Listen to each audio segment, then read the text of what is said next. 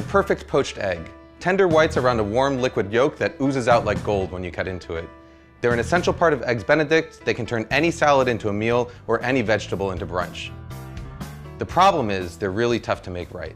So you've probably read all the tricks and know all the secrets. Add vinegar to your water. Add salt to your water. Don't add salt to your water. Stir a vortex into the water. Wrap your eggs in plastic wrap. And guess what? None of them really work. After years of testing, I've only come across one method that works every single time, and all it requires are two things. The first is a really fresh egg. Fresh eggs have tighter whites and yolks that help them retain their shape better as they cook. There are two ways to tell how fresh an egg is. The first is to check something called the Julian date. As long as it's packed in the US, every carton of eggs has a number between 000 and 365 on it, and that number corresponds to the day on which the egg was cleaned and packed. So a number of 000 would mean January 1st, 003 would mean January 4th, and so on. All you really need to know is that the higher the number, the fresher the egg. You can also tell how fresh an egg is by carefully putting it into a cup of water. As an egg ages, the air pocket in the fat end is going to get bigger and bigger, which will make the egg stand upright or sometimes even float. A really fresh egg will sink and lie flat on its back like this.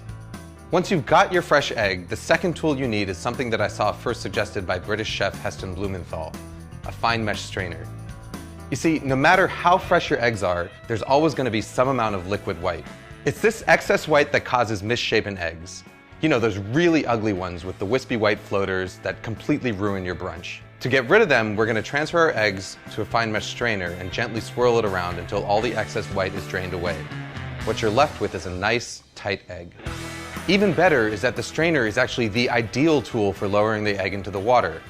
What I've got here is a pot of water at 180 degrees Fahrenheit, which is just about the temperature that the water is quivering but not quite simmering yet. All I'm going to do is gently lower the strainer with the egg into the water, move it back and forth a little bit to make sure the egg isn't stuck, and then carefully roll the egg out. Just like a kid, it's these early formative stages of a poached egg's life that are going to determine how it turns out in the end. Using a round bottom strainer and this rolling motion is going to help ensure that you get a nice tight poached egg that's egg-shaped. If you want to cook multiple eggs, just make sure that you have them cracked into separate dishes and ready to go. Once they're in the water, your only job is to keep them moving around, flipping them from time to time with a slotted spoon so that they cook evenly. After about 3.5 to 4 minutes, this is what you've got. You can even cook them ahead of time and store them submerged in cold water in the fridge for up to a few days.